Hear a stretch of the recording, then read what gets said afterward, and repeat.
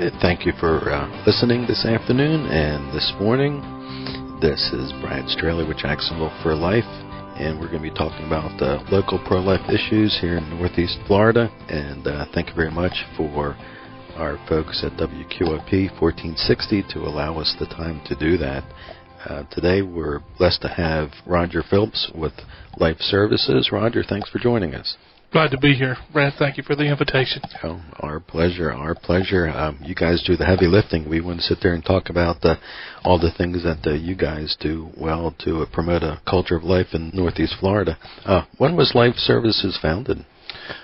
We started in October of 2009, a dream, I think, born really at Ancient City Baptist Church, a ministry there, and a number of the members, and decided to do something instead of just talk about it. And so that's when we had our beginnings.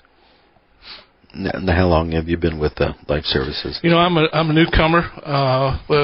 Catherine Cowdery was our previous director, and actually she preceded that with some planning and some visions, some ideas that the Lord had given her, and then working with their church there and others that were interested in pro-life movements. And I took Catherine's place. I've been with the ministry now about 3 months.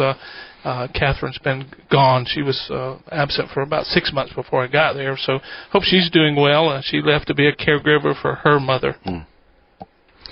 That is a noble service for certain. Sure. 3 months, that's a lot to be doing in a short period of time.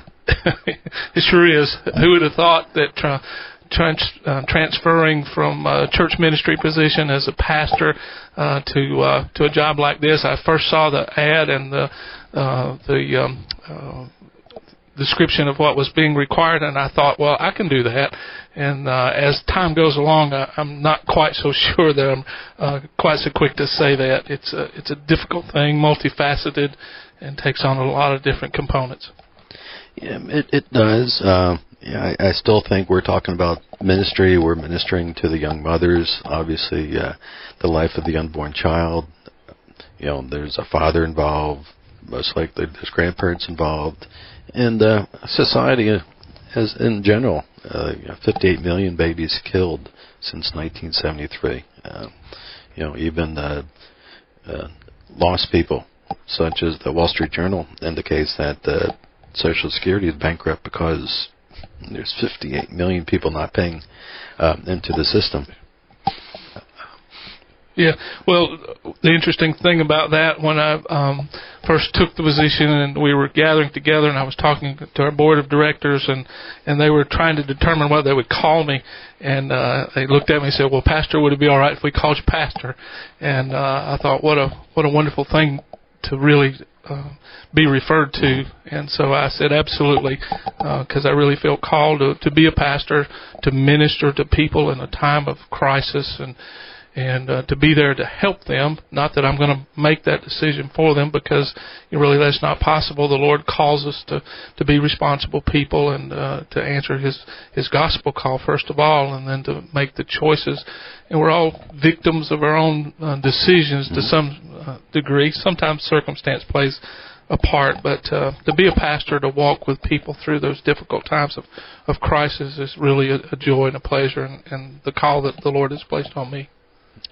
Yeah, we ask folks that who do you think benefits most from the services? Is it the young mother that's looking for the information or assistance, or learn about all the choices that she has, or the unborn child, or anyone else that's involved? And just about everyone says it's the volunteers, the ones that are doing this, or the ones the staff at the centers that are that are helping the young mothers. That they're the ones that are blessed, and it really is a blessing. I always sit there and tell folks, when we get to heaven, and I expect a little tug on the back, and it'll be, the brother, sister, I don't know, but say, hey, my mom, heard you on the radio, saw your website, saw the YouTube, and found out more information and decided to let me live, either to raise me or place me for adoption. And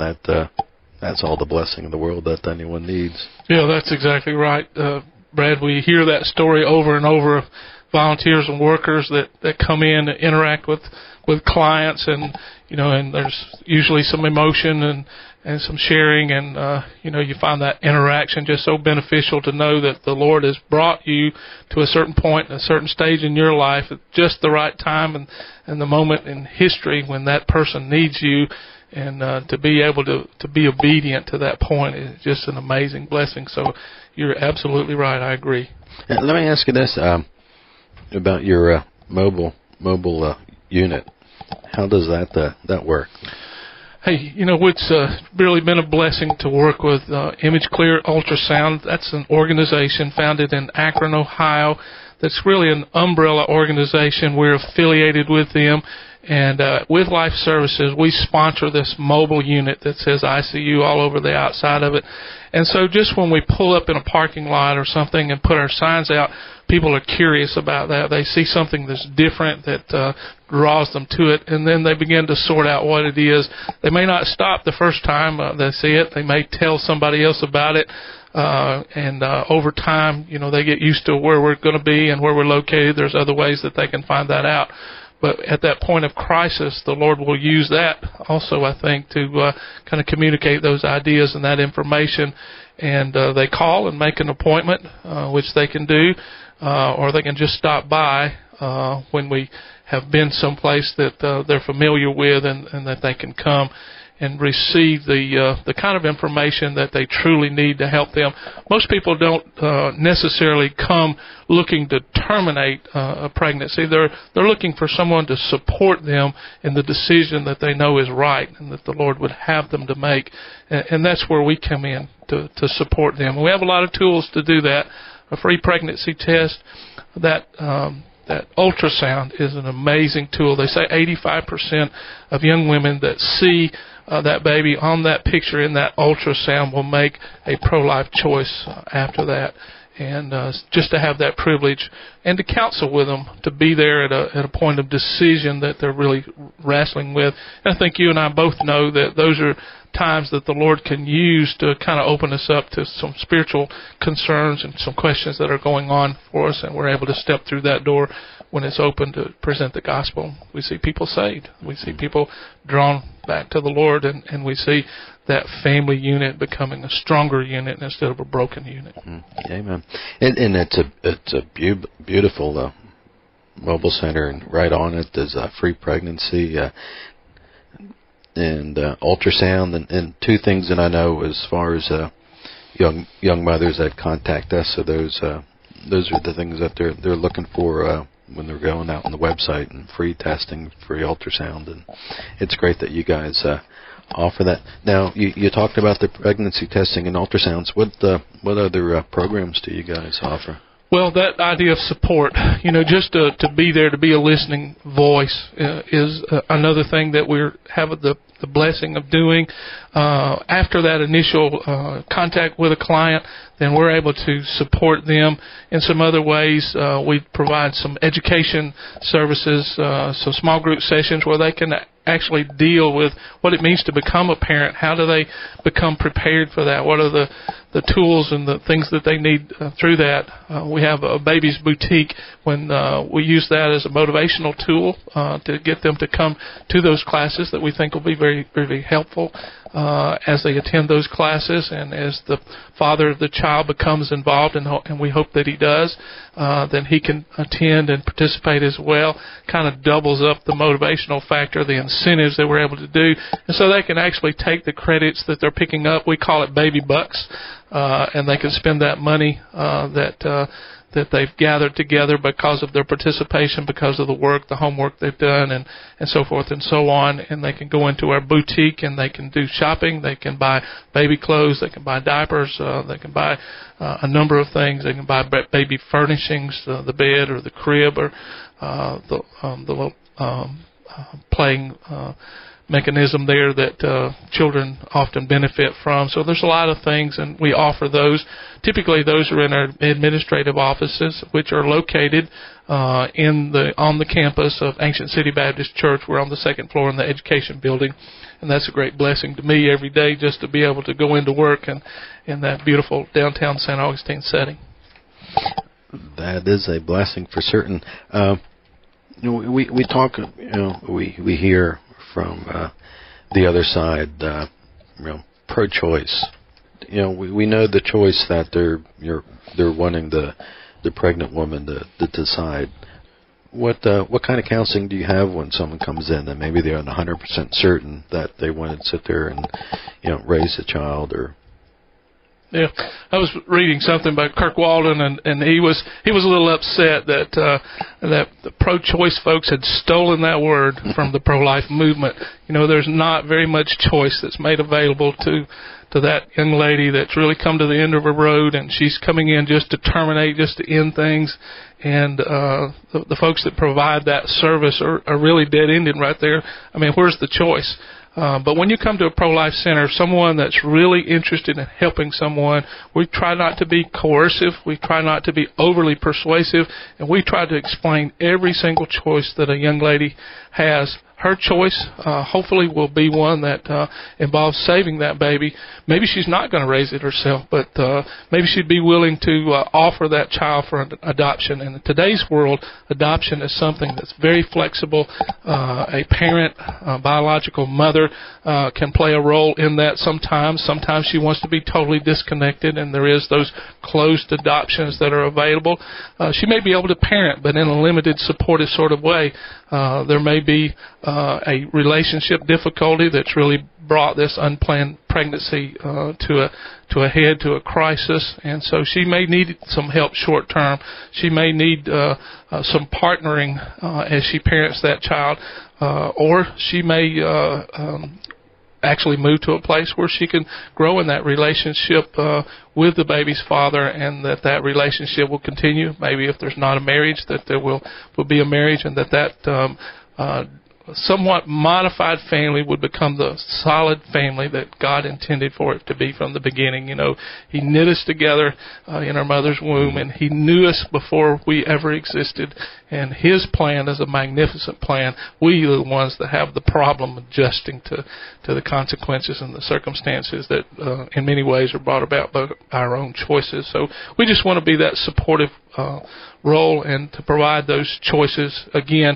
And sometimes the clients that we deal with, they end up choosing an abortion, and we try to help those individuals as well. And post-abortive counseling, in every situation where there's sin involved, then there's going to be guilt, there's going to be difficulty, there's going to be consequences of that. And those are people, too, that are in a situation in their life that they really need to have some help with. And through our post-abortive counseling sessions, we're able to work with those individuals, and not always ladies. Sometimes men are caught in that situation as well, and realize that there's their part that they played. There's the guilt, there's the difficulty, there's the problems in working on through life, and those things stick around to haunt them. Why not deal with those? Let the Lord's forgiveness come into your life and receive that so that He can be the blessing that He really wants to be. Thank you, Roger. If you're just tuning in, you're listening to Pro-Life Radio with Brad Straley, Jacksonville for Life. And with us today we have Roger Phillips with Life Services. Roger, for those who are listening and if they have a question, is there a number or a way that they can reach you guys? Absolutely. There is a helpline that you can call, and that number is 904-599-6122. There's a trained person on the end of that line that will talk to you, that will help you deal with the problems that you're having, offer the services that we have available, and very hopefully we'll be able to plan a face-to-face meeting, and we can provide those services that we just talked about, that free pregnancy test, that free ultrasound, those other counseling services that are available. That help is also available at a 24-hour information line that's called Option Line, and that number is 800-712-HELP. 800-712-HELP. Also, you can go to the web and find us there.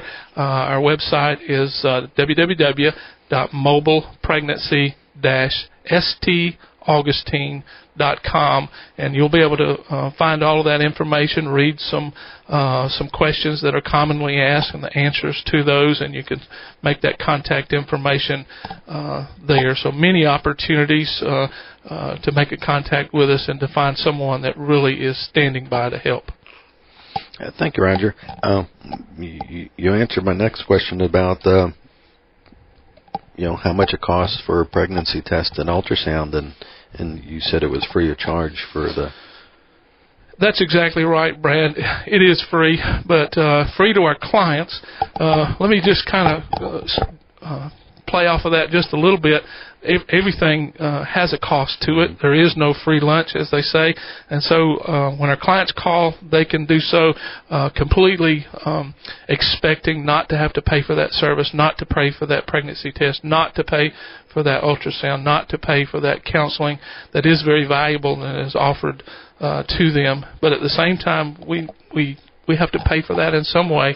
That mobile unit costs money. That ultrasound unit is very, very expensive, and we do have staff people that earn their living doing what we do, and so they have groceries to buy and bills to pay like you and I do, and so we do have that need for support, and so we do have some financial ways that people can become involved in life services. That's the way that a lot of people choose to become involved. They just want to be a supporter, and we're always welcome and open to those people that want to become involved in the ministry of life services in that way. So if someone wants to assist, let me backtrack a second. So you guys don't receive any federal grants or funds? No, we're completely privately supported. We have individuals that support us.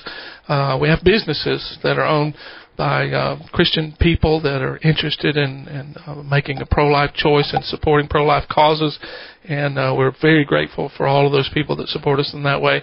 We have a number of churches that support us, and we receive donations and support in that way.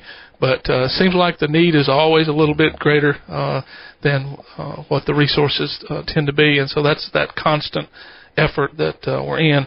There is another number that you can reach us if you're interested in helping in that way. That number rings in the office, and that's 904-429-0159. That rings right in the office where I am, and I'll be glad to talk with you and to provide any other information.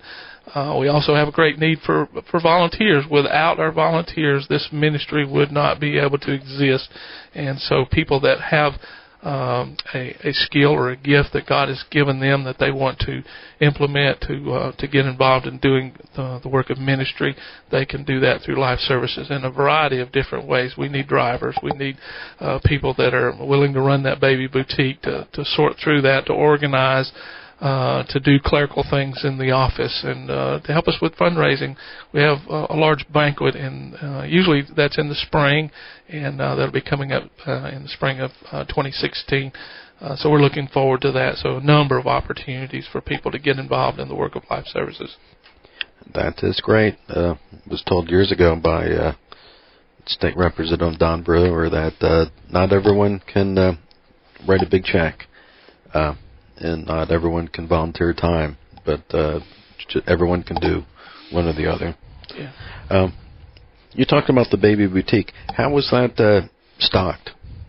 Well, we have, again, those individuals that would like to do something. Many churches take that on as a ministry. They'll just have a baby shower, and people in the church will become involved, and they'll gather together for that time of fellowship, maybe find out a little bit more about life services, and then they'll bring some items just like they would to a family member or a friend that was having a baby shower, and these gifts are then funneled through the baby boutique and put on the shelf just as if they were offered for sale in a store, and they are for sale. They just have to earn that.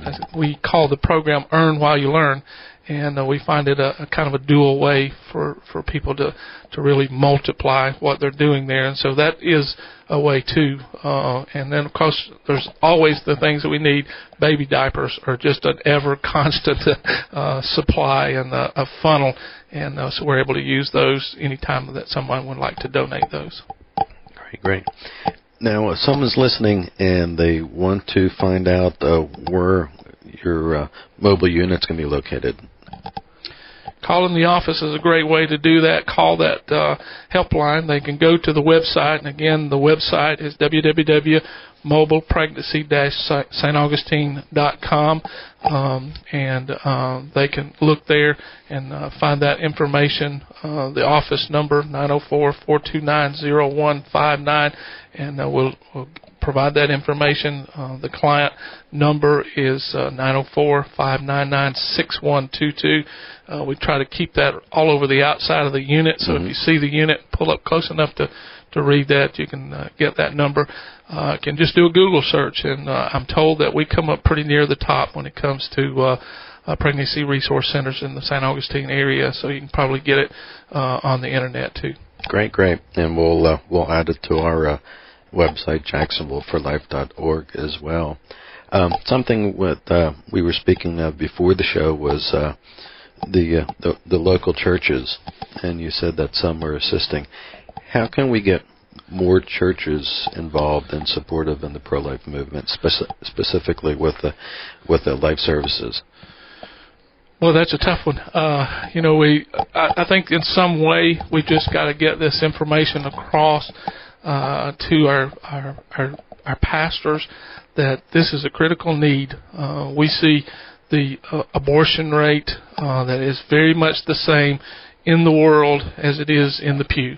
And we've just got to come to grips with that in some way.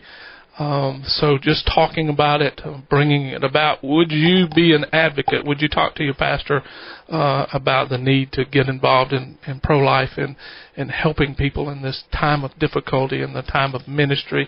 We're seeing people won to Jesus, and isn't that what the church is all about? And so as Christians today, we want to see people helped in the most meaningful way possible.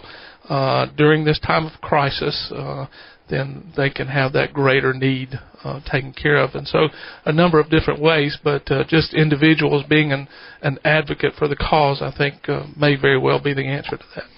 In speaking as a layperson, regardless if you're a member of a mega church or a small church, it may be intimidating to speak to a man of cloth and know what to say and how to say it. Sit there and say, I like to see our church be more active or help life services or start a pro-life ministry in the church. Is there anything that, being a pastor, that you would find receptive compared to, offensive or turnoff? Well, how could we be turned off on saving babies? And so maybe that would be the avenue to approach the pastor on. What can we do to bring this abortion rate down? We have set as a goal for our ministry to bring the abortion rate to 0, which is the only acceptable level that we know of. And so in order for that to happen, we're going to have to see that happen by degrees and one step at a time. And so just taking that proactive stance and going and talking to the pastor, being that advocate, bringing this to the attention, having that small group. Maybe it's that baby shower with a ministry group or something like that. So I don't suppose that there's anybody's written that book yet, but a number of different options there. And of course, if you'll call us in the office, we'll try to help you along with that. 904-429-0159 will get me, and maybe I can make that personal contact, or a staff member can make that contact, and that might be the thing that really does the trick. Good. That's what we need. We're about to close. You're just tuning in. You're listening to Pro-Life Radio with Jacksonville for Life, and today we have with us Roger Phillips with Life Services. Something that you spoke of earlier, and it's a known fact, at least in the pro-life movement, that over 85% of women who see their baby's heartbeat on an ultrasound will choose life, either seeking assistance to raise their child themselves or placing that baby for adoption. If anyone that is on the fence or hasn't decided to assist in any way, either voluntary or monetarily, there's not much else in this world that 85% success rate as an ultrasound. Well, that's right, and we can provide that service. It comes at no cost to the client. They just need to make the contact and make themselves available for the service, and we're glad to do that. Florida's blessed in many ways with the new law that's taken place, where there's a 24-hour waiting period before someone can receive that abortion. Kind of gives them that chance to get these options that we've been talking about here, to find out there really is a choice. And there are people who care, who want to support people in this way. And that 85% track record, how much better can we get than that? So we certainly want to steer as many as possible down that road, so that we can talk with them, that we can pray with them, that we can help them through that difficult time in their life. That's right. And if you're a follower of Christ and you want those young women to be able to have an option to see their baby through an ultrasound, there isn't a better way than making a tax-deductible donation to Life Services. And again, Roger would be more than happy to assist with you with that. With the minutes that we have left, Roger, is there something that I had missed, or you like to? Well, I certainly wouldn't want to miss the opportunity to thank all of those volunteers that are working with Life Services, to thank our existing supporters. We have a need for support, and that's an ongoing need. So I don't want to discount what those that are helping us and have been helping us in the past. There is a great need. If we're going to make a dent in that abortion rate, and it is large, we saw I think about 86,000 abortions in the state of Florida just last year, and that's a huge number. That's 86,000 too many. And the only way that we're going to do that is to kind of build a wall. And we build that wall one brick at a time, a few dollars at a time, a few called people that are willing to donate an hour, some of their time, to be a part of the battle that's going on there. And I'm afraid to some extent we might say that Satan might look like he's winning. We know as Christians that we're going to win the battle eventually. We just pray that we're able to save some babies along the way. Great. Well, Roger, we thank you for being on today. Thank you for everything you do for the unborn and young mothers in Northeast Florida. And for those who are listening, until next time, do something. Save babies in Jacksonville.